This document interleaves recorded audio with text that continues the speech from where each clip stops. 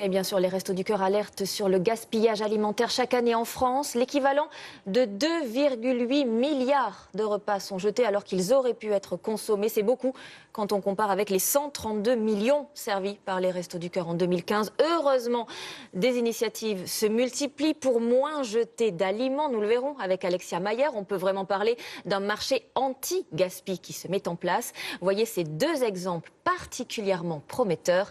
Manuel Tissier, Mathieu Régnier avec notre bureau à Lyon. Les fruits de cette confiture artisanale étaient destinés à la poubelle. Et ces pâtisseries avaient aussi pour horizon une benne à ordures. Voici l'histoire de leur seconde vie. Adeline Girard est en livraison ce jour-là. À quelques pas de leur lieu de fabrication, les confitures s'installent au rayon fruits et légumes de ce supermarché de Romainville, en Seine-Saint-Denis. Bonjour. Bonjour Delphine, bonjour Hélène, ça va et vous? Ouais, ça va, je te débarrasse. Merci. Depuis un mois, ces produits sont mis en avant par une enseigne de la grande distribution, qui est aussi son principal fournisseur. Car les matières premières se trouvent à 10 mètres du rayon. Le supermarché réserve entre 200 et 400 kilos de fruits et légumes chaque semaine. Des légumes, ce matin on aura plus de légumes que d'habitude. D'accord. Des produits invendables, mais encore consommables. Bah écoutez, par exemple, si je prends l'orange, c'est un peu comme vous et moi, un consommateur en rayon, il n'a pas du tout envie d'acheter une orange toute pourrie. Par contre, le reste du filet, les oranges sont très belles. Voilà. Qu'est-ce qu'il y a d'autre? Des petits litchis, tiens, une confiture de litchis. C'est vrai que chaque lundi et mercredi, c'est la surprise de ce que les Monoprix nous donnent. Au milieu des dizaines de références et des grandes marques, les parfums originaux de cette jeune société connaissent un succès croissant. C'est quand même une belle réussite commerciale. Il y a deux best-sellers, c'est la confiture pêche-fraise. Et puis l'autre qui fonctionne très bien, c'est raisin pomme gingembre, voilà, qu'on trouve ici. Le projet d'Adeline Girard, avec une associée et 2 salariés, n'est pas uniquement commercial. Le prix est un peu plus élevé que les confitures industrielles, 3,90 € le pot. Mais c'est avant tout une démarche engagée. En dehors de la vente, on fait aussi des ateliers de sensibilisation au gaspillage alimentaire, à destination d'enfants ou dans des maisons de quartier, ce genre de choses. Et c'est en cuisine que les fruits reprennent vie. Sous le couteau, un nouveau tri. Et la différence avec les grosses productions à base de fruits congelés, c'est la fraîcheur. Voilà, c'est que des fruits frais et justement qui sont gorgés de sucre et donc qui ont plein de saveurs. En quelques mois, les parfums de Rebelle ont pris de l'épaisseur. De 400 en début d'année à 1000 pots par semaine aujourd'hui.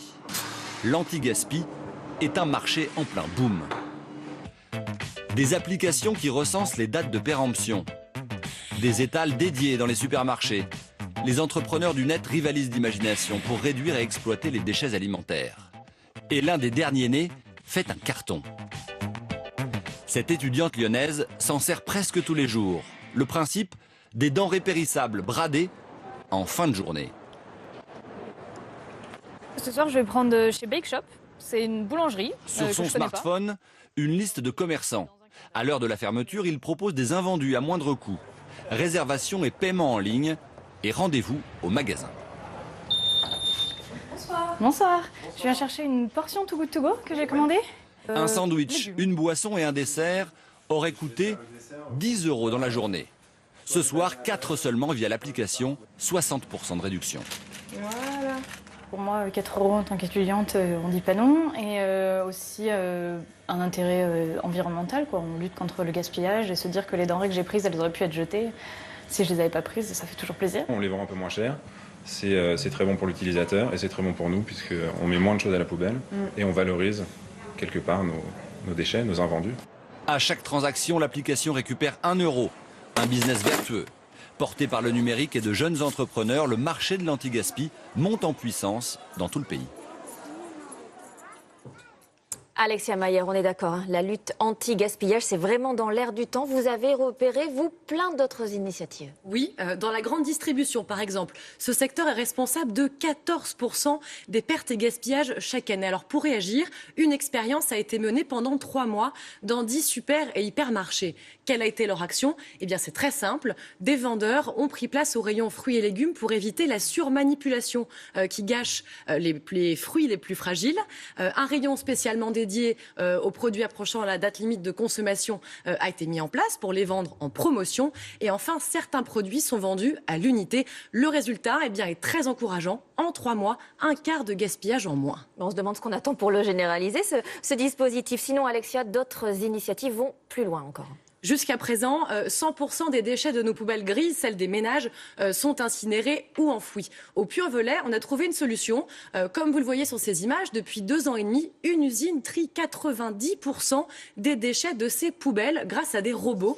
Alors que deviennent-ils ? Certains déchets comme le verre ou l'acier sont retriés, le reste est transformé en compost et le plastique en combustible. Cela concerne pour le moment les déchets de 90 000 habitants et cela sera bientôt étendu à 300 000 habitants dans la région. Bon, et sinon, chacun d'entre nous, à notre niveau, comment on peut agir ?